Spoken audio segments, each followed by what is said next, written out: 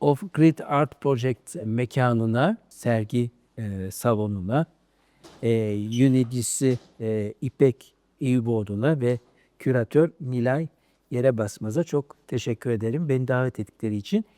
Sanatçılarla çok söyleşi yaptım ben bizim psikanaliz etkinliklerinde ya da Yapı Kredi'de yaptığımız çalışmalarda.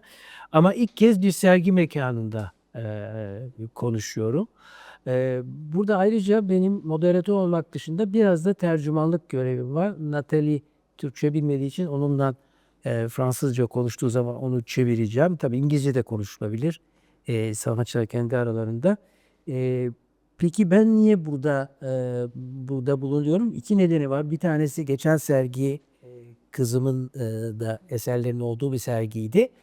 Ama bir yandan da oyun konusu bizleri çok ilgilendiriyor. Çünkü çok yakın bir tarihte psikanaliz defterlerinin Yapı Kredi Yayınları'ndan çıkan 12. sayısı oyun ve oyuncak üzerineydi. Yani benim de çok yakın bir zamanda üzerinde çalıştığım bir konu.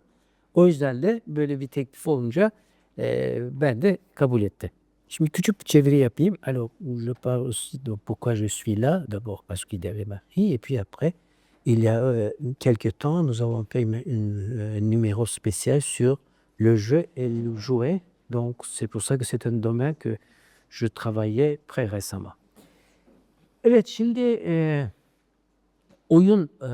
oyun konusu. Bu konuda da biz size bir kitap önereceğim. Bu kitap Yapı Kredi'den çıkmadı ama Türkçesi var. Johann herhalde bu şekilde okuyabiliriz. Huizinga'nın Homo Ludens. Ludens biliyorsunuz oynamak demek. Oynayan insan isimli bir kitabı. 1939 tarihinde çıkar bu kitap. Huizinga bir tarihçi, Hollandalı. Ve bu kitabı Türkçe'ye çevrildi. Yanılmıyorsam Ayrıntı Yayınları'ndan. Yani yanılabilirim. Ama Türkçesini bulabilirsiniz değil mi? Ayrıntı. Evet. Hafızam iyi. Bu kitabı oyun konusunda oyunun tarih boyuncaki gelişimini bir tarihçi olarak inceliyor. Çok da sağlam bir adam. Nazi işgali sırasında bir Yahudi öğretmene kötü davranan bir kişiyi görevden atıyor rektörken üniversitede. Bu sefer Naziler onu sürgüne gönderiyorlar ve Hollanda'nın Nazi işgalinden kurtulmasından kısa bir süre önce, birkaç ay önce sürgünde vefat ediyor. Önemli bir tarihçi ve düşünür. Onu size öneririm. Onun kitabı aslında şöyle başlar. Bende tabii Fransızca çevirisi var. Hollanda dilini bilmiyorum. Oyun kültürden eskidir diye başlar. Şimdi ben neden oyun ve bu sözü yani oyun kültürün bir ürünü değil, bu durumda sanki kültür oyunun bir ürünü olmuş gibi söylüyor. Bunun üzerine duracağız ama ben hemen iki sanatçıya da bunu sormak istiyorum. Donc, je commence tout de suite avec vous. Le jeu est plus ancien que la culture. Donc, c'est le sujet. Qu'est-ce que vous en pensez? Sonra da size soracağım. On commence comme ça. Le jeu de base. Que la culture, oui, certainement. Puisque Evet, çünkü böyledir. le jeu est une action instinctive que je pense Oyun içgüdüsel bir meseledir. on met en place dès nos premières actions d'hommes, enfin d'êtres humains, pardon. Et tandis que la culture est une construction sociale, politique, historique. Donc oui, je serais assez d'accord. Bon. Avec Joyce. Hein? Oui, Avec lui. ouais, avec lui. Evet, çünkü kültür çok daha gelişmiş bir meseledir. Yani toplumsal, sosyal bir yapılanma gerektirir. Oysa oyun çok daha içgüdüsel bir alana bağlıdır ve yaşamın ilk başlarında yapılan eylemlerle ilgilidir. Bunu Huizinga bir yerde de söylüyor. Freud'da da benzer bir şey vardır. Çocuk kendini oynar. L'enfant joue lui-même. Yani düşünüyoruz çocuk çocukluğu oynar. Bu tabii çok derin bir şeye gönderme yapıyor değil mi? Çok ilkel, ilk başta ilkel derken primitif anlamında değil ama kökensel anlamda bir şey demek. Siz ne diyorsunuz? Ben de Natalie ile aynı yerde zaten düşünüyorum. Ve Et pense que vous? Aslında bu daha bugün Natalie ile birlikte konuştuk. Ben de referans verdim. Jean Buffett'in Boğucu Kültür kitabı. Onun hakkında konuşuyorduk. Kültürün aslında sahipleri de var. Yani aslında kültüre hükmedenler de var ve kültürler artık hükmediliyor. Burada durun çevireyim. Alors, Mais je connais sa référence de sur les Dubuffet, oui. Şimdi Dubuffet önemli bir Fransız sanatçı, art brut değil mi? C'est l'art brut. Ha? Yani ham sanatı, akıl hastalarının sanatını işte Guy de Saint-Paul, o elle aussi elle faisait référence à l'art brut. İşte şu anda gördüğünüz fotoğrafta da aslında Guy de Saint-Paul'in bir ateş etme fotoğraflarının bir gönderme yapıyor Natalie. Orada da art brut akıl hastalığı, yani eğitim almamış kişilerin sanatıyla ilgilenir Dubuffet ve bir Fransız, kendisi de aynı zamanda sanatçıdır değil mi? Evet. Ve siz de bu şekilde bir şeyden bahsediyorsunuz. Yani doğrudan doğaçlama sanat yapanlar, yani bir eğitim almadan. Aslında onun kitabında kültürü ele alıyor ama kültürü devletler ve kültür politikaları üzerinden ele alıyor. Bu durumda hani onun bahsettiği kültürü ele alırsak onun bahsettiği kültür çok yapay. Mesela seçilen eserler var onun bahsettiği kültürde. Yani müzede sergilenen eserlerin seçilmesinden bahsediyor. Seçilmeyenlere ne oluyor? Bunu sorguluyor. Ama oyun bunun tam tersine orada o süreç ve deneyimle ortaya çıkan her şeyin kabulü. O yüzden oyun organiktir ve kültür yapaydır diye bir çıkarım yapabiliyorum ben kendi adıma. Vous avez compris, le jeu est organique alors que la culture est artificielle. Ama aynı zamanda oyunda da kurallar var. Kuralsız oyun yok. Kuralları biz yazıyoruz gibi. Evet, ama kültürün de kuralları da işte bir takım şeyler yapıyor. Piyasa yazıyor, devletler, politikacılar yapıyor. Je lui dis qu'en fait, bon, il est dans le jeu aussi, il y a des règles.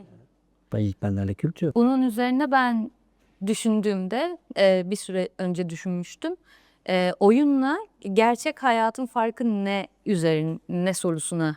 Quelle est la différence Yönleniyor. entre la vie réelle et le jeu? Bu durumda da götürüyor. O gerçek hayatta da kurallar var. İşe Bence gitmemiz bile- gereken bile- saatler, gelmemiz gereken Quels horaires saatler, de travail, bazı maddi değerler. Yani kurallar silsilesi. l'économie. Oyunda da var ama oyunda fark şu, oyunda kazanmak ya da kaybetmek önemli değil. O süreç ve deneyim önemli. Diğerlerinde kazanmak, kaybetmek belki sonuçlar daha önemli oluyor. Oyunda kazanılmayan oyunlar da var. L'important, c'est de jouer. C'est pas gagner ou pas, mais dans la culture, dans les autres domaines, il y a aussi, il faut gagner quelque chose.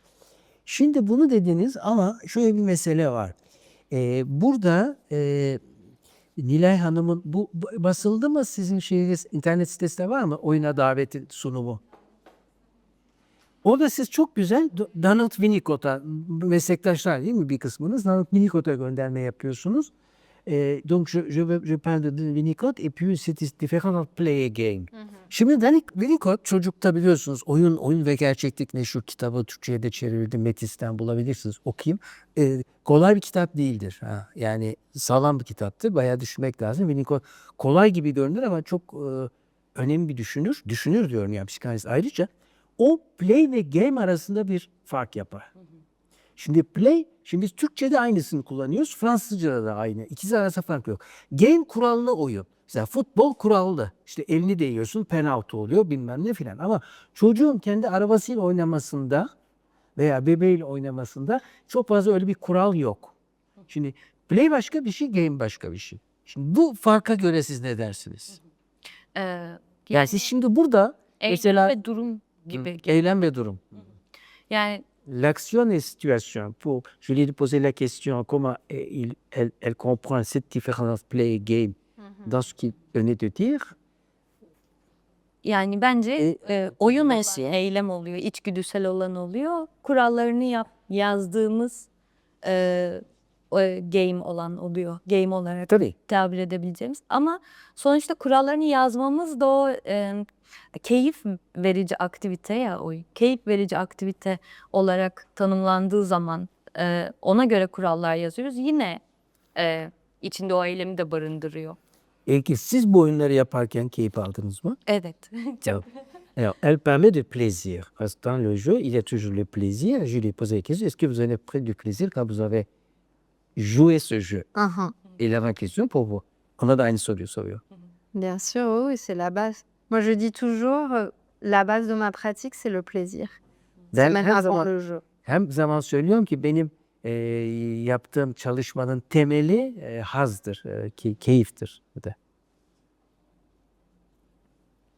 Non, je pense, mais pour n'importe quel artiste. Quelqu'un parle français dans la salle. Fransızca bilen var mı sonunda? Evet var. Ok, 2 personnes.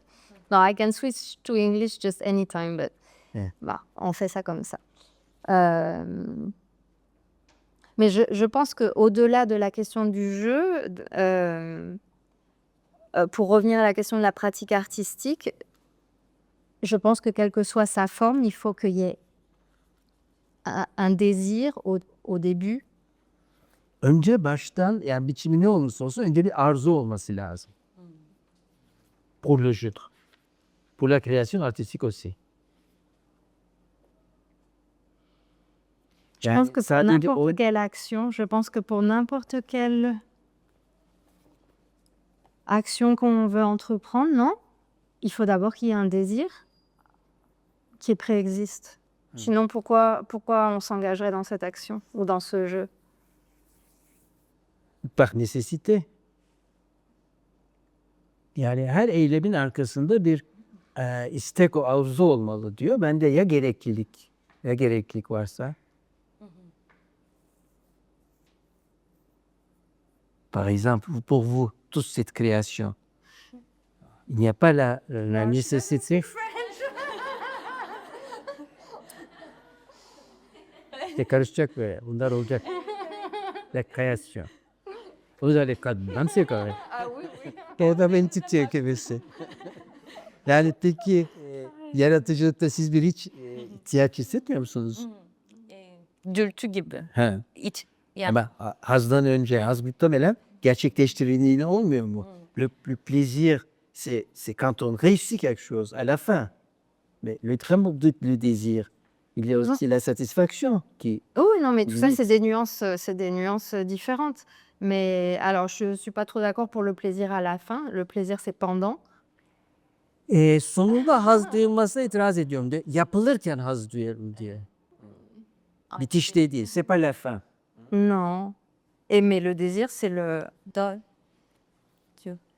détonateur, non? mesela fikir yani fiziksel olarak o şeyi üretmeden önce aklıma gelen fikir yani beni en mutlu eden an olur. Ce qui Oui, me là, rend ça. heureux, c'est plutôt l'idée qui me vient. Il y a l'idée qui arrive. Mesela bazı fikirler geliyor. Il y a des Ve idées qui arrivent.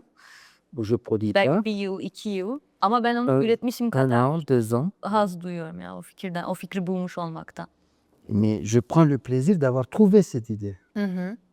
Çünkü o var yani fikir olarak var. Parce que ça, il existe comme idée. Elle existe. O zaman neden oyunu seçtik diyelim bütün bu yaratıcılıkta?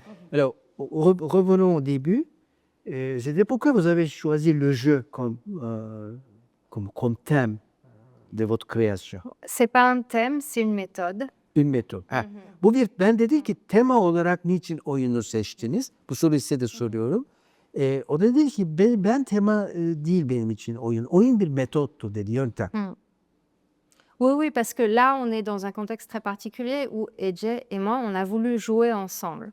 Donc, très Bir de özel bir durumdayız çünkü ikimiz Ece'yle oyun oynamaya, birlikte oynamayı düşündük. Mais c'est ce cas particulier. Ama bu özel bir durum. Si vous regardez l'ensemble de mon œuvre, je travaille sur des thèmes extrêmement variés. Benim eserlerime baktığımızda çok farklı, çok birbirinden değişik alanlarda çalışırım ya da konularda çalışırım. Voilà, donc la présence du jeu, elle est plutôt au niveau d'une méthode de travail. Onun için benim için burada oyun bir yöntem olarak, çalışma yöntemi olarak vardı. Sizin için neden oyunu seçtiniz? Pourquoi vous avez choisi le jeu? La question. Benim için daha çok durumların ya da nesnelerin ya da ele aldığım herhangi bir konu olursa o konunun gerçekliğini sorgulamak için oyun var. Yani oyunda Pour questionner la réalité de ce que je fais, de tous les actes, la situation que j'ai choisi. yani Nathan'in dediği gibi de metot haline de geliyor zamanla ister istemez. Ama ondan öncesinde yani ele aldığım şeyi oyunlaştırarak anlamaya çalışıyorum ve insanların da izleyicilerin de aynı şekilde gerçek mi değil mi arasında bir sınır yaratmaya çalışıyorum. Yani ya da tehlikeli mi değil mi ya bu sergide Est-ce que c'est réel ou ce n'est pas réel? Est-ce que c'est dangereux ou n'est pas dangereux? Yani o zaman sizin için bir turnusol kağıdı gibi bir şeyi birbirinden ayıran oluyor oyun. ayırmıyor aslında. Tam tersi birleştiriyor. Gerçek hayatla gerçek olmayanı birleştiriyor. Gerçek hayat, günlük hayat dışındaki şeyi birleştiriyor. Le jeu unit ce qui n'est pas réel, ce qui est réel, ce qui est de l'actuel et ce qui ne l'est pas. Ce İkisi qui unit. birbirinin içinde bence çünkü. Belki bu konuda aynı düşünüyoruzdur. Est-ce que vous pensez ainsi? Alors, ça m'a plutôt généré une question parce que dans la société Bende daha çok actuelle, bir soru uyandırdı. Günlük toplumumuzda où quand même une grande partie de notre activité est virtuelle, alors où se trouve la réalité? Du coup, comment le jeu te permet de raccrocher quelque part à la réalité? Ou... Enfin, je trouve que la question, aujourd'hui, elle est plus complexe parce que je sais plus trop ce que représente la réalité. Şimdi bizde bugün artık virtüel dünya çok önemli olduğu için gerçeklik ne kadar, neyi ne kadar temsil ediyor bunu düşünmek biraz zor diyor. Yani şu anda farklı bir yerdeyiz. Oui. Si on parlait aussi de vos œuvres ici, choisissez un pour expliquer un peu. Par exemple, les lapins. Pourquoi les lapins? Les lapins. Ah. Ok, alors En plus, il y a... voilà. Şimdi, C'est difficile d'expliquer rapidement, mais şimdi ben dedim ki bir de eserlerden bahsedeyim. Şimdi şurayı görüyorsunuz. Bir tüfek ateş ediyor şurada değil mi? Şurada tavşanlar var. Fuarlardayız değil mi? Fuarda tavşanlara ateş edilip ödül kazanılır ya. Burada da hedef tahtaları var. Oui. Et puis toutes ces installations. oui. Mais déjà, le fait d'avoir associé cette partie avec les peluches et la photo, c'est un jeu parce que ça appartient à deux œuvres qui sont complètement différentes. Burada bir oyun var diyor. Bu peluşlarla bu fotoğrafı bir araya koymak bir oyundu. Çünkü bu fotoğraf bunlar tamamen iki ayrı yapıta aittiler. Donc, comme Nilay, je pense, avait introduit au tout début, ce projet-là a été fait il y a 2 ans avec Aïcha Okay qui se cache derrière. Et voilà, c'était... Bu eser Ayça Okay'la şimdi şurada arkada saklanan birlikte yaptığımız bir çalışmada yapılmış bir eserdi. Voilà, donc c'était un projet sur le consumérisme. Il y avait une partie de Bu vidéo. tüketim toplumu üzerine yapılan bir çalışmaydı bu. Donc il y avait une seconde partie avec une vidéo avec le lapin incarné par moi, où donc le lapin objet devient lapin sujet. Tamam. Şimdi onun o eserin ikinci bölümü bir videoydu. Orada da ben bir tavşan kılığına girmiştim. Daha çok tüketim toplumunu eleştirmek için bütün bunlar yapıyordu. Oui. Donc évidemment, là il s'agit d'un autre projet avec Edge et il a fallu repenser, c'est-à-dire il a fallu combiner différents projets, différentes propositions. Moi, je ne travaille pas sur le jeu, je travaille avec le jeu. Donc, c'est pour ça qu'il fallait que je m'adapte à une proposition. C'est-à-dire, moi, je ne parle pas du jeu, je m'en sers comme méthode, bon, je l'ai déjà dit. Mais donc, il fallait que je transforme ce dispositif pour que ça devienne un jeu alors qu'il ne l'est pas à la base. D'accord. Şimdi aslında biraz evvel söylediğim tekrarlıyor. Diyor ki benim için oyun metottur ama Ece ile birlikte bir şey yapmaya çalışınca onun için ise oyun nesne. Onun için metot olan orada nesne. Yani ben oyunu nesne olarak almıyorum ama Ece ile oyun oynarken ister istemez ben de metodumu nesne haline getirdim diyor. Yani böyle bir farklılık olmuş. Peki siz ne düşündünüz? Siz ne yaptınız? Benim için de öyle oldu. Aslında böyle iki Pour moi, c'était la yandan même chose. ortada böyle birbirimize doğru yürüdük. On est parti de deux côtés, on s'est retrouvés au milieu. Çünkü yani mesela Pinyata'dan bahsedeceğim. Pinyata bizim Pinyata arkadaki ve şuradakiler. Pinyata. bu resimden esinlenerek yani önce o resmi yapıp resimden esinlenerek 3 boyutlu versiyonunu üretmek istedi. E, Pinyata bir takım Meksika değil mi? Meksika kökenli Güney figürler, Amerika. Güney Amerika figürler. Böyle oyunlarda filan bazı dini ritüellerde de kullanılıyor. İçine bir şeyler mi konuyordu? Neyse evet böyle sonra mesela doğum gününde çocuk ona vuruyor içine şekerler dökülüyor yani. orada da bir şeyler Aktif. dökülmüş göreceksiniz. Ben de paralar dökülüyor aslında. Sahte paralar. Çünkü aslında Pinyata'nın süreci de işte Natalie ile birlikte oldu. Ben zaten oyunla ilgili hani resimler yapıyordum ve hepsi otoportre. Natalie ile ortak noktamız da biraz otoportre. Çevirmek isterseniz bekleyin. Evet. Şimdi avec Nathalie, ça a beaucoup changé parce que on a expliqué qu'est-ce que c'est Pinyata, parce que bon, c'est pas évident que les gens sachent. Et puis alors, avec Nathalie, j'ai aussi changé un peu ce que j'ai fait.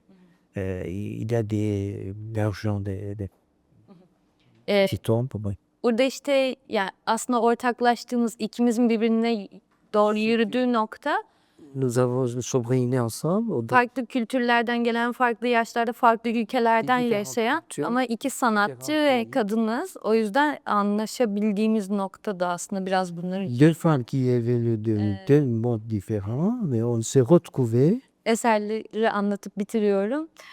Pinyata'da mesela Natalie'nin bir önceki İstanbul'a gelişinde böyle üstünden dökülen konfetiler vardı. Ve benim aklıma pinyata üretmek geldi. Ve bunu birlikte konuşup aslında geliştirdik. Yani birbirimizi üretim sürecinde de çok besliyoruz. Sonra benim resmim nesneleşmeye de başlıyor. Yani tuvalden 2 boyuttan çıkıp 3 boyut almaya da başlıyor. Böyle bir yerde ortaklaşıyoruz bence. Yani benim de nesneleşmem böyle oldu. Bu da bir oyun oluyor tabii. Evet, 2 Ça devient boyuttan un 3 jeu. boyuta taşımak mesela benim için de farklı bir oyun. Oui. De 2 dimensions à 3 dimensions. De créer ça. Evet. Burada bu bir heykel olarak değil mi? Evet. Mais c'est particulièrement intéressant qu'elle ait fait ça Ve çok bunu yapmış olması özellikle ilginçtir. maintenant, enfin dans ce processus récent de travail ensemble, parce que la photo, donc elle vient d'une exposition qui a été exposée à Barcelone, qui a fermé même quelques jours avant que je vienne ici. Et dans l'exposition à Barcelone, en fait, c'est une installation vidéo et il y a 2 Nathalie qui se tirent mutuellement dessus, l'une après l'autre. En face de l'autre. Comme ça. Voilà, donc en fait, je me tire sur moi-même et c'est exactement la même action que Ece, elle fait avec sa piñata parce que elle détruit sa propre image pour pouvoir la reconstruire. Donc, et évidemment, avec la référence à Niki de Saint-Phal, on parle vraiment d'un acte cathartique qui passe par l'autodestruction et la reconstruction de... Şimdi tamam artık yeri geldi. Siz iki sanatçıyı da dinlediniz. Şimdi onların kim olduklarından bahsedeceğim. Çünkü Barcelona'dan bahsettiği için. Maintenant je vous présente. Maintenant, on a fait l'introduction. Maintenant je vous présente. Oui, c'est comme ça. C'est happylik. Ha? Şimdi Nathalie Rey Barcelona ve Berlin arasında yaşayan ve 20 yıldır Barcelona'da yaşayan ve Fransız bir sanatçıdır. Mimarlık alanında eğitim görüyor ve daha sonra edebiyat ve güzel sanatlar alanlarında lisans derecesine sahip oluyor. Bir Amerika'daki eğitim dönemi de var. Ve son dönemde 3 kentte en çok çalışıyor. İstanbul, Barcelona ve Berlin. Değil mi şu anda? Ece Haskan ise Mimar Sinan Güzel Sanatlar Üniversitesi Güzel Sanatlar Fakültesi Grafik Tasarımı lisans programını tamamlıyor. İzleyicinin eserleri aracılığıyla gerçeklik algısını yeniden tanımlamasına olanak tanıyor ki burada da siz zaten en çok bunu vurguluyorsunuz. Oyunda seçerken değil mi? Gerçekliği vurguluyorsunuz. Zaman ve mekandan bağımsız, bilinmeyen bir boyutta var olan gerçeküstü imgeler kullanarak günlük yaşamın tutarsızlıklarını ironik bir dille, ki oyun deyince ister istemez değil mi? Müzik zaten oyunsu değil mi? Eğlenceli bir göndermesi de var. tasvir ederek izleyiciyi yarattığı fantezi dünyasında farklı bir gerçekliğe davet ediyor. Ya zaten sizin çalışmalarınızda zaten oyun bir şekilde var. Şimdi anlattığına geri dönüyorum. Bu eser aslında iki tane, karşıda iki fotoğraf var ve birbirlerine silah çeken iki, yani birbirlerini vuran iki Natali var karşılıklı. Barcelona'da sergilendiği zaman bu şekilde sergilenmiş. Yani kendi kendini yıkan, belki de tekrar yaratmak için, işte burada da diyor Ece bunu yaparken bir şekilde bakın orada da kendisine vuruyor. Ece onun pinatasına vuruyor. Burada da zaten bunun açılabilmesi için vurmak kırmak gerekiyor. Vurup kırarak tekrar kendini yaratmak, yani küllerinden doğmak gibi mi yani bir yerde?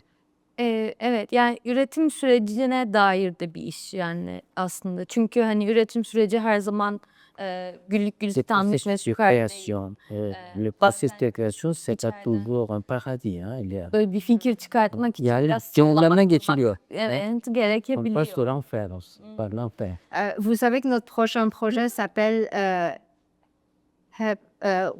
How is it? The Evet, bir sonraki projelerde böyle şey olup böylece böylesi. Hell. Yeah, no, Ha, I evet. was. İşte görüyor musun? İçimize doğuyor. Evet. Bu evet bunu yapıyor. Şimdi tabii oyun, şimdi bir de tavşan, pourquoi les lapins, pourquoi rabbit? Same question. I can remember because we were in Beirut last week. It's the same question. Why do you use rabbits? Okay, les lapins. Do you actually understand English? Yes. Okay, allez. So you don't have so much work. Okay. Çevirmemize gerek. I mean, then you can give this explanation that you gave to me before. I think it was very interesting, your research on the rabbits. But obviously, in my case, it has to do because I was thinking of a narrative structure that would serve me to, I mean, more for the video, really, but of course, it's not part of this installation in that case. But for the rabbit video, I needed a narrative structure that would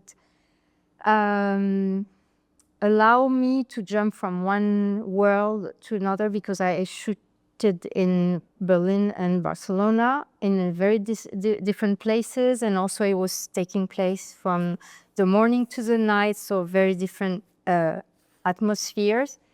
And I remembered Alice in Wonderland, like this rabbit that appears. And every time you see him in the screen, if you saw the Disney or if you read the book, it's really the same. So Alice switches world, and of course I'm a super big fan of David Lynch, and he uses a very similar Inland Empire. Yeah, you also have humanoid rabbits that cross the screen, and yeah, it does this mise en abîme. I don't know how you say that in English. You know, like this mise en abîme. Oui. Tu connais parce que c'est aussi en psychanalyse. Oui.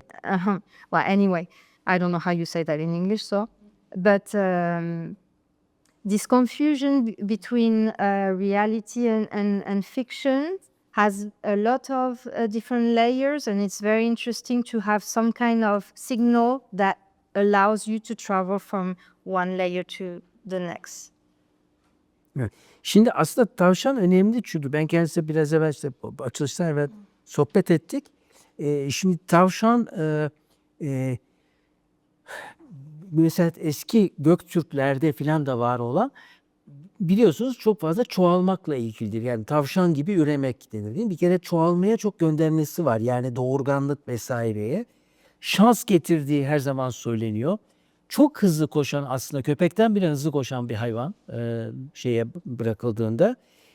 Ve en önemli özelliklerinden bir tanesi tavşanın toprak üstü hayvanı olmasına rağmen çukurlara da girebiliyor. Yani ve hemen aklınıza ne gelecektir? Alice Harikalar Diyarı'nda değil mi? Yani onu da biliyorsunuz, Lewis Carroll'un kitabı 1860'lardadır.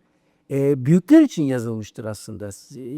Le livre de Alice Carroll pour Alice au Pays des Merveilles, c'était écrit pour les adultes. C'était pas pour... Daha sonra bir çocuk şeyi haline gelmiş. Bu da Fakat anlattığı odur işte. Ce qu'elle raconte, c'est que la vie innocente de l'enfance, confrontée par la vie absurde, entre guillemets, extraordinaire des adultes. Yani orada da çocuğun masum ve çocuksu oyun dünyasında erişkinliğin saçma sapan, çünkü saçma sapan şeyler olur. Erişkinliğe saçma sapan dünyasına çocuğun girmesidir aslında. Bu şekilde çıkmıştır. Sonra da bir çocuk kitabı olarak düşünmüştür. Birçok kitap aslında önceden yani felsefi düşüncelerle yazılmış bir erişkinler için, ama bir şekilde erişkinler bizden uzak dursun demişler herhalde. Peut-être les adultes ils ont dit non non on veut pas ces romans-là, ce sera donc des livres pour les enfants. Donc ça a été classé dans les livres d'enfants.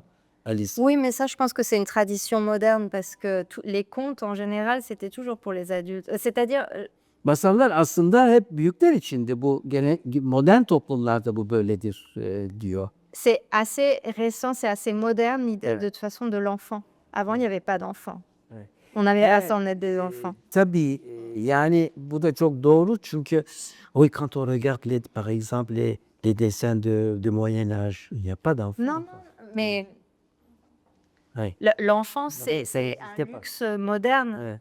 Yani çocuk yoktu aslında. Çocuk modern zamanlarda çıkmıştır. Bunu Histoire de l'enfant, qui c'est qui avait écrit? Çocuk ailenin tarihi, L'Histoire de la famille. Şimdi aklıma gelir. Çünkü neden biliyor musun? Mesela Ortaçağ resimlerine bakın, hiç çocuk resmi görmezsiniz. Çünkü çocuk yok. Hepsi ölüyor. Hepsi ölüyor. O kadar az çocuk yaşıyor ki. Parce qu'il mourait, c'est ça. Parce que Oui, et Non. puis il Yani- travaillait tout de suite. Ve onun için çocuk diye bir mesele modern zamanlarda. Hele ergen zaten yok da, ergen diye bir şey zaten. L'adolescence, ça n'existe, c'est très récent l'adolescence. Ama l'enfance même. Onun için burada bütün romanlar aslında bir kitap reklamı daha. Bir zamanlar bir ülkede Yapı Kredi'de çıktı. Hala var zannediyorum. Orada bütün masalların tarihi anlattı. Şimdi yazarı unuttum. Ona da bakın mesela nasıl olmuştu. Öyle masallar var ki bugün, şimdi masal konusunu biz bir toplantıda YouTube'da bulabilirsiniz zannediyorum. Ele almıştık. Neyse, konumuzu dağıtmayalım, ama masallar meselesi de aslında les contes aussi c'est quand même bon, c'est un jeu aussi hein. Ve pour les adultes plutôt. Yani aslında erişkinlere yazılıyor masallar. Onlara bir ders vermek için. Ama sonra da çocuklara anlatılan unsurlar oluyor. Evet. Peki sizin şu şeyinize baksak, evet, arkadaki ışık da açıldı. Şimdi bu da tabii kutu kutu pense. Hatırlar mısınız bu oyunu? Kutu kutu pense.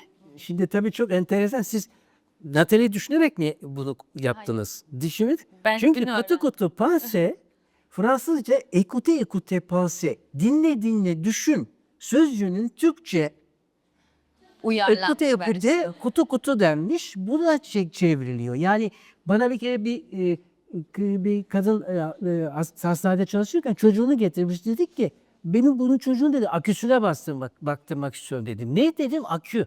IQ demek istiyor. IQ sözcüğü aküye dönüşüyor. Çünkü Türkçe karşılığı o. IQ tabii pek şey değil. Ayrıca burada da kutu kutu pense, écoutez écoutez pense. Bu çok hoş bir oyundu. Biraz onu anlatın. Je lui demande de raconter un peu écoutez écoutez pense ou kutu kutu pense. Kutu kutu boîte et pince. Sonra yine bu aslında. Yani sadece sesten üretilen şeyler. Evet, ben bunu dün öğrendim bu arada. Ben bilmiyordum. Fransızca bilmiyorum çünkü. Ama Kimse mükemmel değil. evet evet. Aslında resmin ismini hele kutu kutu pense biz diyoruz ama arkadaşım Ece koydum resmin ismini. Çünkü yani sergide hep bir versiyonlarımız var. Ama bu resimde benim 4 versiyonum var. Şimdi böyle otoportreler spesifik olarak ben değil, başka laşmış otoportreler ama hani beni temsil ediyor figürler. Ve böyle şey düşünüyorum, yani benim mesela taşıdığım kimlikler, sıfatları düşünüyorum. İşte mesela sanatçı olarak Ece, arkadaş olarak Ece, belki sevgilisiyim birinin, belki ablasıyım, belki ileride annesiyim. Yani bir sürü benliğimiz var ya gün içinde. kendi yani o oyunda mesela bir şey dışarıya çıkartmak kendi kendime hangi benliğimle acaba hani arama bir mesafe koymak olabilir, vedalaşmak, onu elemek olabilir. Öyle bir şeyden yola çıktım ve hani onun hangi elenen bellikse o, benlikse yani bence izleyiciler de hani sürekli böyle şeyler yaşıyor ve ya da bir karakter özelliği diyebiliriz. Yani bunu atıyorum öfkeli olan halimi ya da işte fazla laubali olan halimi, o negatif olan durumda çıkartmak, onun arkasını döndüğünde elenmiş olması ve bir sonraki elenecek olanı seçmesi oyunda bence çok ilginç. Çünkü arkadaşım Ece arkasını dönerse sonra birini seçiyor, başka birini seçiyorlar kendi aralarında. Yani o yüzden o benliklerle bazen vedalaşıyoruz. Bunu böyle ele almak istedim resimde. Evet. İşte burada da bir oyun oynuyorsunuz. Bu da bir oyun. Yani kendi figürünüzde kendi yüzleşme demiştiniz hatta değil mi? Yüzleşme, affrontement, elle a utilisé le mot affrontement pour ça. İnsanın kendi. Evet. Ve işte tabii oyun o zaman görüyor musunuz nasıl vazgeçilemez oluyor hiçbir zaman. Bir bölüm okuyacağım Huizinga'dan. Çok önemli buldum. Sonra önce Fransızcasını okuyacağım, sonra Türkçesini. Je lis un passage de Huizinga. L'existence du jeu est indéniable. On peut nier presque toutes les entités abstraites, justice, beauté, vérité, esprit, Dieu. On peut nier le sérieux, le jeu point. Şimdi bakın şöyle diyor. Oyunun varlığı reddedilemez. Her türlü soyut antite ya da kavram reddedilebilir. Örneğin adalet, örneğin güzellik, örneğin hakikat, örneğin ruh, örneğin Tanrı. Hatta ciddiyet bile reddedilebilir ama oyun asla reddedilemez. Hı? Bence. Evet. İşte onun için çocukta çünkü başından beri var, en başta Natalie'nin söylediği gibi. Çünkü çocuk kendi çocukluğunu da oynar. Ve bunu da bilir. Değil mi? L'enfant joue soi-même comme enfant. L'enfant joue l'enfant. Evet, çocuk çocuğu oynar. Peut-être des questions? Oui, oui, je sais pas. Şimdi soru alabiliriz değil mi? Şimdi sizlerden soru sormak, katkıda bulunmak. Sizin söyleyeceğiniz bir şey var mıydı? Yok, çok teşekkür ederim. Yani bütün yapıtları konuşup yani çok şeyler var ama bir kısmını herhalde gezeceksiniz. Artık o zaman sanatçılara bizzat sorarsınız. Yine bunun peşinden bir gezme olacak herhalde değil mi? Olacak. Tabii ki. Ha? Olmayacak da. Yani sonunda şimdi davet ettik, sonra da buyurun bize. Yemeğe geçiyoruz. Hatta on va vous allez passer avec les gens donc. Ah bon? On va dire à table maintenant. Oui. Evet, sorular var mı? Sorular ve katkılar var mı? Evet, buyurun. Ben şu son bahsettiğiniz eser hakkında da bir şey sormak Kutu istedim. Hani dediniz ya işte aslında orada benim benliklerim var ya da bir özellik olabilir ve işte aslında elenecek olanı seçiyorum. Ama elene oyuna hiçbir zaman kimse girmiyor ya, en son oyun bitiyor. Bunu sormak istedim aslında, yani kimse kalmıyor. Ay, aslında şöyle, herkes günün sonunda arkasını dönmüş oluyor. Aslında orada terk etmiyorlar çemberi. O çemberde hepsi arkasını dönüp hepsi aynı hale geliyor aslında. Şey gibi, madalyonun iki yüzü gibi de düşünebiliriz bence. Bir insan hani ilk tarafı var. Mesela bazen öfkeli olmak faydalı bir şey de olabilir ya. Her zaman yüzümüzü döndüğümüzde oyundayken iyi olmayabilir. Belki arkamızı döndüğümüzde hepimiz o durum için de faydalı olabilir. Ya da işte hayatımızdaki o taşıdığımız sıfat o anda faydalı değilse arkamızı döndüğümüzde faydalı hale gelir ve hep birlikte bir şey yaratabilirler bence. Bir de şey yani hani onu elemek gibi değil de o yüzleşme dedik ya az önce, onu kabul etmek gibi. Ama arkasını dönmüşken o çembere dahil etmek gibi. Neyi kabul etmek? Pardon.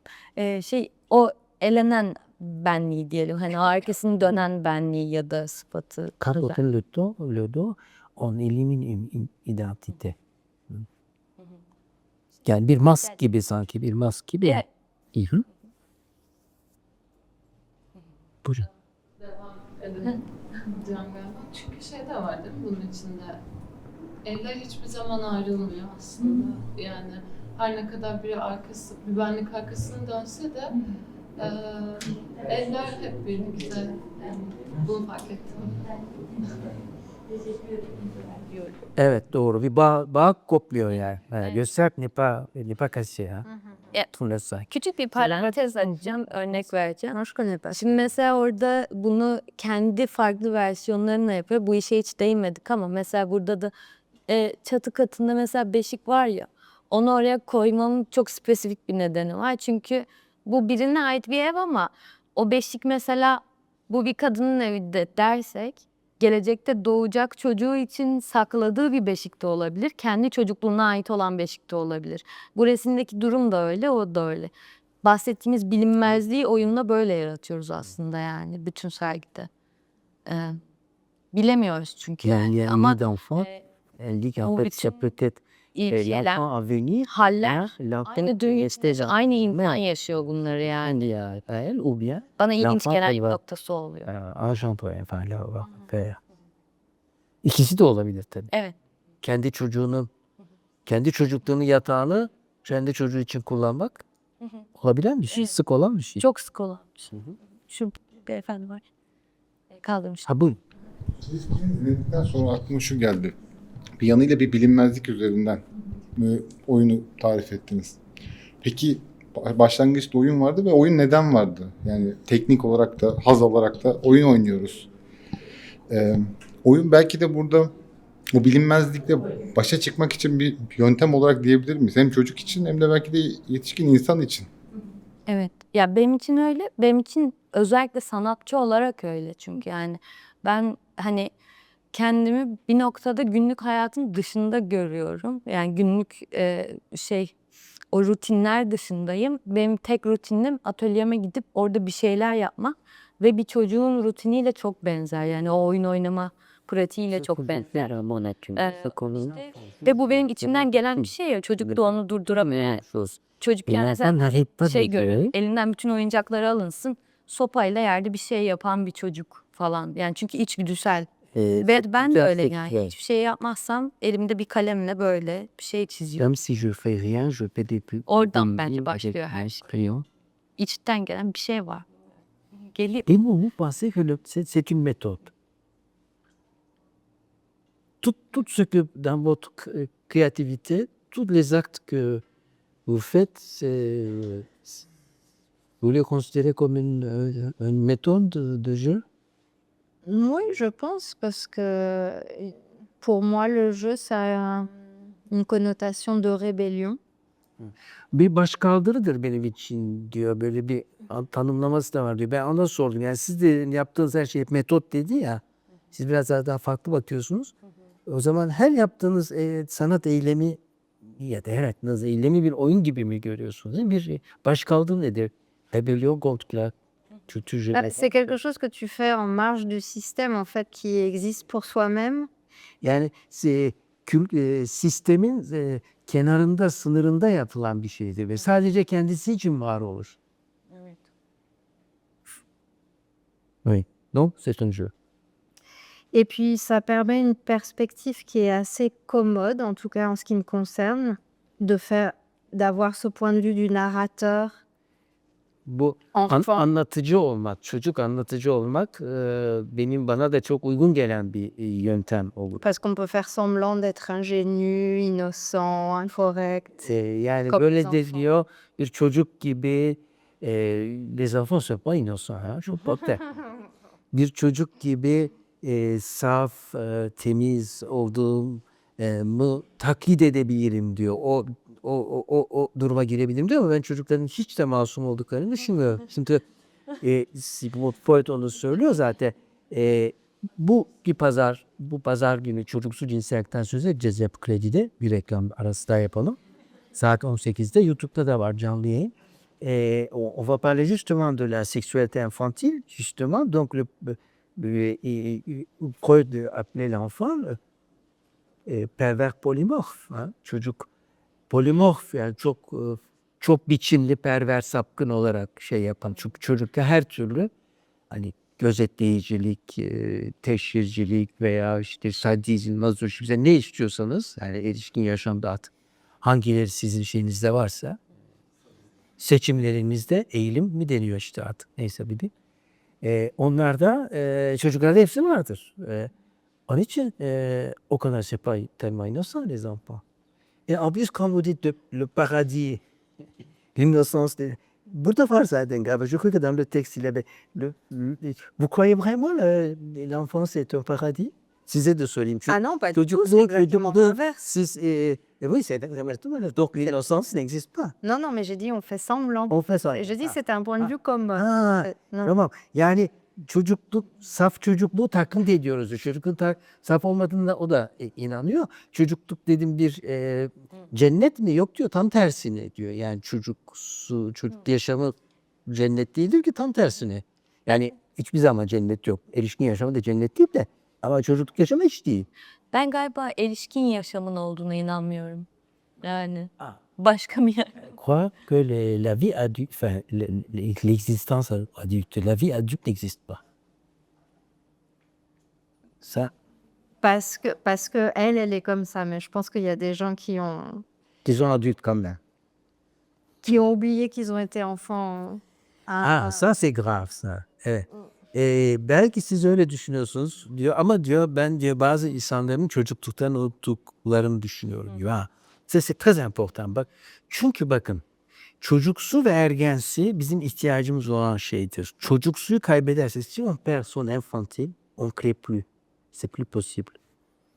D'ailleurs, Oui, mais pour moi, il y a quelque chose d'encore plus grave parce que bon, je suis artiste, ce serait très grave si j'arrivais pas à créer, mais c'est mon problème spécifique d'artiste. Mais c'est pour ça que je vous parlais, pardon, de Walter Benjamin hier, parce que ce dont il parle dans l'enfance à Berlin, Walter Benjamin'in Berlin'de çocukluk Türkçe'ye çevrildi. Müthiştir, çocukluk üzerine bahseden çok güzel bir kitaptır. Walter Benjamin biliyorsunuz Benjamin ya da öyle mi okunuyor? Evet. Hı. c'est cette rage. Donc lui, il est enfant, il Çocuktu anlatır.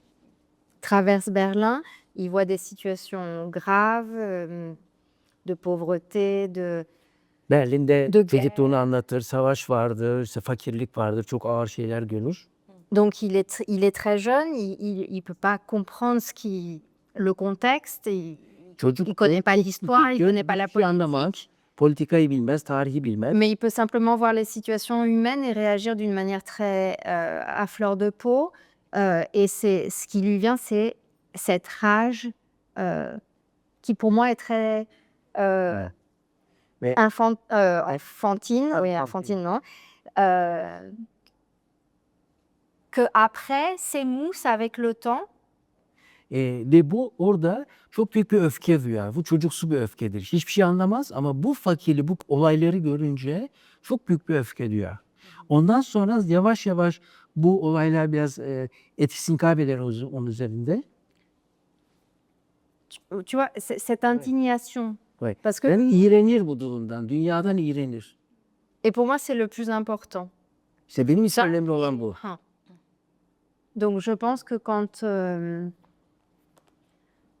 voilà. Evet. Ouais. Evet. İşte onun için yani aslında çocuksuyu sürekli olarak içimizde bir çocuksu olmazsa hiçbir zaman bir kere dürtüdür çocuksu. Yani çocuksu olmadığında oyun oynayamayız, hiçbir şey oynayamayız. Çünkü erişkin olarak da oyun oynuyoruz. Birçok şey oyun.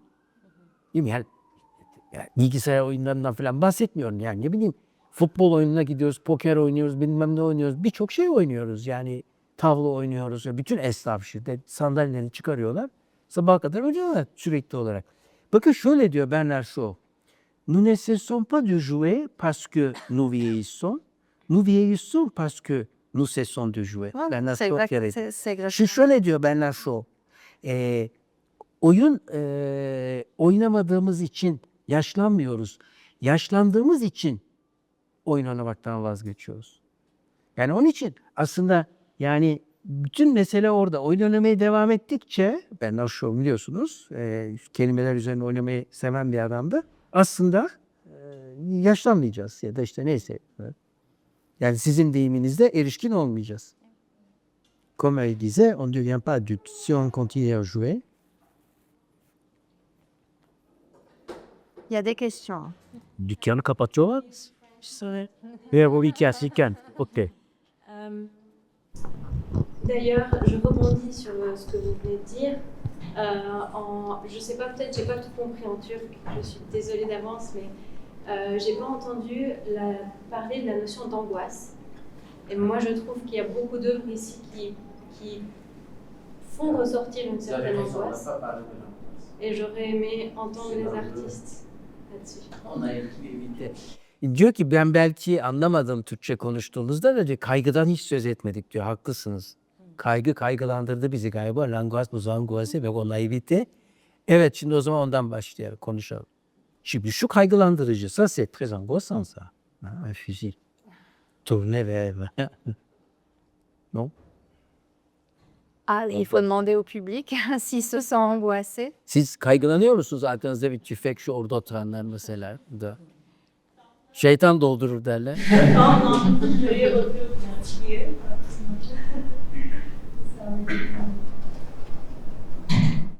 Non, non, mais on est bien d'accord. La pratique artistique, c'est un outil pour get over, comme on dit maintenant en français, j'ai oublié mes mots. C'est la catastrophe. Hein, pour dépasser, merci Dépasser. beaucoup. Evet. Tous ces traumas qui, en général, Sanatçı yaratımı aslında se bütün produisent dans l'enfance. Hein. çocuklukta olan bütün bunlardan kurtulmak için yapılır zaten sanatçı. Peut-être plus que sur la notion de l'angoisse comme entité qui évidemment est un tunnel sans fin dans lequel on ne voudrait pas rentrer ce soir, mais peut-être plus sur le lien entre angoisse et jeu, pour le coup, et comment ça a pu être traité de différentes manières chez chacune. Voilà, mais voilà. Yani burada kaygının genel kaygıya girmeyelim. Uzun, yani sonsuz bir tüneldir. Ama kaygıyla oyun arasındaki bağa girsek diyor. C'est probablement le jet est anxiolytique, hein, contre l'angoisse. Hein? J'ouvre la question. Buradaki sorun dediğim gibi belki de oyun anksiyolitiktir. Yani kaygı, anksiyolitikler alıyoruz ya, işte haplar yutuyoruz. Yani kaygıyı ortadan kaldırıcı bir şeydir. Pour les enfants, bu çocuklar için öyle kesin. Freud'un torunuyla Ford'a oyunu vardır. Freud'un torunu Hamburg'da yaşar, onun yanına gider Freud. Freud est allé donc chez sa fille qui habitait à Hambourg et il a examiné à plusieurs reprises son petit-fils qui jouait avec une bobine. Dans la psychanalyse, on appelle ça jeu de bobine. Donc, il avait attaché une ficelle et puis il jetait la bobine à travers le lit et puis reprenait. Il disait fort et da. Forda, le jeu Forda. O. Yani gitti geldi. Şimdi Freud'un torunu bir oyun oynuyor. Donc, pour Freud, ça représentait la mère. La mère est partie, elle va revenir. Forda oyunu hepimizin bileceği bir oyundur. Ben size anlatacağım ne olduğunu. Hepiniz biliyorum diyeceksiniz. Bir makaraya ip bağlar, yatağın kenarından atar. Forda gitti, da geldi. Böyle bir oyun oynar çocuk. Kim bu? C. Anne gitti geldi. Bu bir oyundur işte. Donc c'est contre l'angoisse. Yani contre l'angoisse de la disparition de la mère. Annenin gitmesi kaygısına, comme vous avez dit tout à l'heure, çocuğun yarattığı bir şeydir. Une représentante de la mère, la bobine. Donc elle est partie, elle va revenir. Anne gitti, anne geldi. Anneyi temsil ediyor. C. Vous faites ça? Coucou? Comment vous faites en France? Ouais, avec les bébés. Şimdi bu C oyunuyla ilgili bildiğim bir şey var. Doğruluğunu sormak istiyorum. Bebeklerin görsel hafızası olmadığı için böyle yapınca bebekler komple yok oldu sanıyormuş o imgeyi. Tabii. Görsel hafızası varlığı yok oluyor yani. Biliyor tabii. Şimdi tabii şöyle düşünün. Yani çok küçük bir bebeksiniz. Bir kere kafanın kaldırılması 2 ay alır. 2 aydan. Un enfant ne peut pas jouer beaucoup. Je sais pas, par exemple, pour lever la tête, il lui faut 2 mois. Onun için sadece şöyle bakıyorsunuz, kimseyi görmüyorsunuz. Anne gitti mi gidiyor. yok. Yani normalde nedir şu anda? Biri gitse arkasından bakarız, ederiz. Hatta kalkıp gideriz, o ayrı konu. Değil mi? Ama çocuk bir şey yapamıyor ki. Gitti mi gidiyor. Sonra bir daha geliyor. Ha, yine biliyormuş. Onun için bu oyun şey. Ve sonra Ford'a l'astuce du jeu, c'est lui il a le contrôle. De jeter la bobine et puis reprendre. Yani burada oyundaki şey onu kontrolü çocuğun eline geçiyor. Şimdi normalde annenin kontrolü anne gitti geldi anne istediği gibi gidiyor geliyor. Bu öyle değil ki bobini atıyor makaraya hop geri çekiyor. Atıyor geri çekiyor. Yani onun için hatta Freud'un makara oyunu işte o ben de küçük bir kitap yazdım üzerine. Freud'un da pro içmesini biraz ona bir psikanalist benzetiyor. Ben de ona gönderme yapmıştım. Le fait que il aimait beaucoup Freud des cigares, Ford, il est parti, il est revenu, il est parti. Il avait une sorte de répétition comme ça. Donc compulsion de répétition d'ailleurs. Enfin, yineleme zorlantısı o kitapta da zaten şey yapar. 1920 haz ilkesinin ötesinde. Evet. Başka. Galiba buralarda bir soru var. Buyurun. Ben Rabbet eseriyle ilgili bir şey sormak istiyorum. Şimdi burada bir hedefler var. Ben motivasyonun yani silahın motivasyonunun hedefler mi olduğunu yoksa hani rabbitler mi olduğunu çok anlayamadım. Hani anladığım kadarıyla rabbitler de bizim hani hatırlatıcımız gibi bilinçle bilinç dışı, rüya gerçek, narratif, deneyim arasında hatırlatıcı gibi. Hani yerdeki oyuncaklar daha önce vurulan var mı? Ve bunun tüketim toplumuyla olan ilişkisini belki de orada Fransızca olduğu için kaçırmış olabilirim.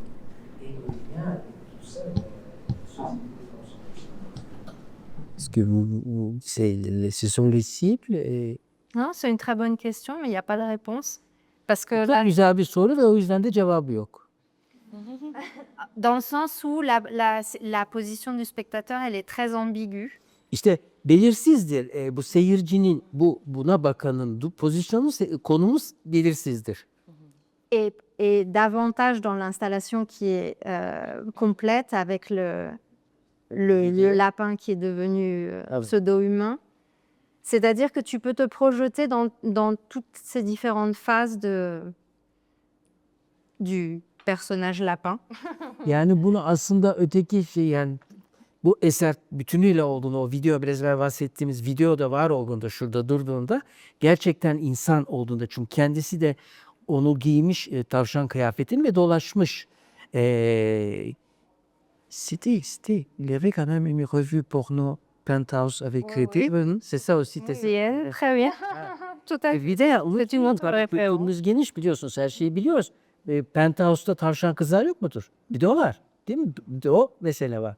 Yani kim hedef derken işin içine un peu de libido. Oui, oui, mais ça mélange tout. C'était O yüzden her şey birbirinin içine giriyor. dans l'installation initiale, il y avait vraiment deux espaces séparés. Donc tu commençais par rentrer par là, İki ayrı alan vardı. donc dans cette espèce de parc d'attractions. Et comme dans un parc d'attractions, tu perds les repères. Yani bir oyun alanındaki gibi ne deniyor? Bizim fuar değil de Luna Park. Luna Park'larda ki gibi. Biliyorsunuz bu tavşanları vurduğu zaman da ödül verirler. Bir tavşan alırsınız mesela eve götürürsünüz şu an. Vurun diye. Parce que qu'est-ce qui se passe dans un parc d'attractions? Evet. Luna Park'ta ne vardır? Toi, comme consommateur, Sen bir tüketicisindir. Oui, oui. donc tu rentres et en plus avec le lapin, le gros lapin en personne, évidemment tu penses à Disney World, tu penses à ces personnages qui sont habités par des êtres humains. Mais dans ce contexte du parc d'attractions, comme dans d'autres contextes, je pense que il y a plein de situations qui sont fabriquées par... Oui, enfin bon, je ne vais pas rentrer dans les détails, ça va être trop long, mais j'aime bien cette confusion que génèrent les règles du monde consumériste, capitaliste, où nous-mêmes, nous devenons des objets. Nous consommons, nous devenons les objets de consommation d'autres. Et j'aimais bien ce dispositif d'un monde fictif où on perd ses repères. Et du coup, la question était bonne parce que Sorun Aha. Tümblipat öftedir. Şimdi burada tabii bütün bu tür Luna Park'ta, Disneyland'da filan birçok bir figür insanlar içine giriyorlar, kıyafete dolaşıyorlar ya. Bunun yarattığı şeyden dün de biraz konuştuğumuzda bahsetmişti. Kendisi sokaklarda dolaşıyor. Je peux raconter tout ce que tu as raconté hier quand tu te promenais dans la vie. Bu tavşan kıyafetiyle dolaştığımda işte herkes çok bakıyor, çocuklar bakıyorlar, erişkinler bunun olmadığını düşünüyorlar. Ya biliyorlar tabii içinde bir insan olduğunu ama kimler en çok rahatsız olmuş? Evsizler. Çünkü onların alanında tuhaf biri var. Yani ötekiler için zaten onların alanı değil, bu bir tüketim toplumu şeyi değil mi? Onun aynısından çocuklarını alacaklar muhtemelen ya da gidecekler orada eğlenecekler. İşte tüfekle ateş edip falan. Bu arsız bir tüketici olarak size sunulur ve o zaman herkes de bir şekilde bu tüketim kişisi haline gelmiş oluyor. Bir tek evsizler les sans-abri Qui attaquait Pink Bunny. Evet. Yani bir tek onlar bizim alanımıza bizi geldi diye biraz rahatsız etmişler bu. Evet. Şimdi kaça kadar dükkan açık? Buçuk gibi videoyu kapatıp devam etsek. Tamam. Dur. Sabaha kadar. Peki. Evet. Buyurun. Şey sormak istiyorum. Yani aslında küratör hani bunları karşılıklı olarak koymuş ve hani anlam olarak biz işte buradaki rabbitlere vurduğunu düşünüyoruz ama ben şöyle bir şey de düşündüm. Orada silahlar var. Aslında içimizdeki çocuğun kendi yetişkinimize karşılıklı olarak silah doğrultması gibi de düşünebilir miyiz? İç çatışma. İçimizdeki çocuğun, yani o içimizdeki çocuğun silahları, bu da yetişkin benliğimizin birbirlerine çatışması gibi de düşünülebilir mi? Bu karşı karşıya konması. Le pistolet d'Agnew, qui est un vrai pistolet peut-être probablement, et puis les jouets. Enfin. İçindeki çocuğu öldürmek gibi bir şey. Yani orada bir çatışma, hani silahın ateşi vurup birbirini öldürmesi gibi değil de bir çatışma. Evet yani o bir aslında içsel yani içimizdeki çocukla belki işte o çocukken yaşadığımız şeylerle belki yetişkin tarafın bir çatışması gibi de düşünülebilir mi? Silah biraz ağır bir tabii şey ama. Oui. Non, non, c'est pas une contradiction. Je sais pas si Bir zıtlık değil ya da çatışma bir. c'est la, mais pour moi, c'est la mise en abîme. Non, mais je sais pas traduire très bien ce terme. Lizar'la bunu nasıl çevirelim Defne? Yani kötüye. Mais c'est simplement, tu comprends que c'est différentes perspectives. C'est-à-dire, c'est comme une boîte ou c'est comme des poupées russes. Voilà, c'est une meilleure. Matruşkalar gibi düşün diyor. İç içe geçen şeyler gibi düşünün bunu diyor. İç içe geçen. Şimdi Niki de Saint-Fan bunu ilk defa yaptığında böyle bir torbalar alır, içine boyalar koy ve üzerine ateş eder gerçekten. Ve o şeyler tabii torbaların içindeki boyalar dağılır. Ve bunlar eser olmaya başlar. Letir de Fransa'da işte ateş etmek demektir. Yani bu bir enstalasyon olarak birçok yerde yapar bunu ve bu şekilde şey yapar. Kendisi otodidakt bir insandır. Art brut'e yakın işte Dubuffet oradan biraz evvel geldi. Yani bir eğitim almamıştır. Daha sonra bu tür bir sanat şey yapmıştır ve ondan sonra Paris'i biliyorsanız South Pompidou'ya yakın bir Stravinsky çeşmesi vardır. Onu yapmıştır filan. Yani bayağı işler yani çok beğenilen bir sanatçı. Ama onun tabii çok travmatik de bir çocukluğu var. Oui, les traumatismes de l'enfance pour lui. Pour elle. Pour elle. Oui. Oui. Evet. Yani 11 yaşında babası tarafından tecavüze oluyor falan. Yani böyle bir hikayesi olan bir De fait, l'exposition dont vient cette photo et les installations vidéo, ça s'appelait La Nuit des Serpents. Yani evet bizim onun için diyor bizim bunu koyduğumuz enstalasyonu yaptığımız şey Yılanlar Gecesi adını taşıyordu diyor. L'été des serpents. Décidément, je suis très fatiguée aujourd'hui. Ah. L'été des serpents, parce que c'est l'été où elle a été violée par son père. Şimdi ben diyor yorgun olduğum için dilim suçtu diyor. Mais la nuit, ça peut être aussi la nuit. C'était probablement la nuit. Hein? Aslında sürtmesi de çok şeydi. Şimdi yani psikanalist olunca yılanlar gecesi değil, yılanların yazı diyor. Ben de diyorum ki muhtemelen gece oldu. Yani çünkü yaz günü babası tecavüz etmiş. Muhtemelen de geceydi. Onun için yani o kadar dil sürtmesi uzak bir yere gitmedi. Donc là, ça pourrait être l'été des lapins. Evet, onun için burada da diyor biz diyor bunu tavşanlar yazı diyebiliriz diyor burada. Tavşanlar. Hatta şeyi de söylemişti ki bu bir tüketim toplumu şeyini vurgulamak için dikkat ediyor musunuz? Etiketleri bile duruyor üzerinde. Made in China falan yazan kültürel bir etiket ki. Yani tamamıyla tüketim meselesi gidip satın alıyorsunuz. İşte eti Çin'den geliyor. Evet, peki.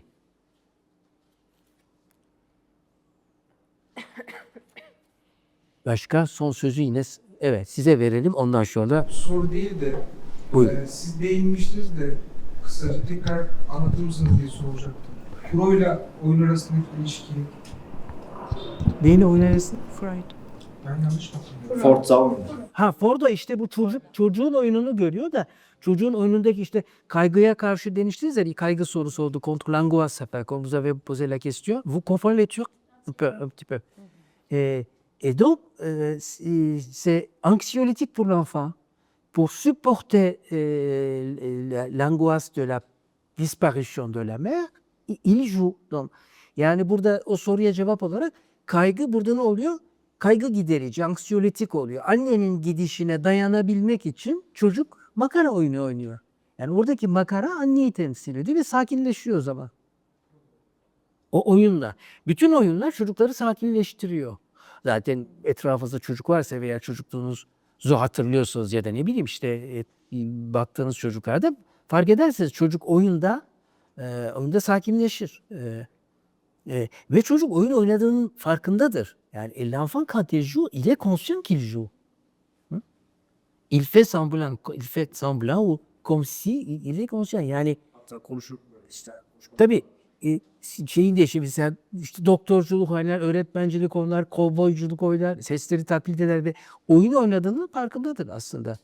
Yani bu önemli bir mesele. Yani o zaman dışarı çıkabiliyor tabii kendisinden ama aynı zamanda oynuyor. Onun için yatıştırıcı. Hepimiz için öyle.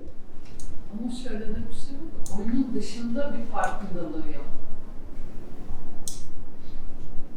Oyunun dışında farklılığı yok derken? Bir farkındalığı yok. Yani siz dediniz ya oyunun içinde bir farkındalığı var. Evet, oyun oynarken.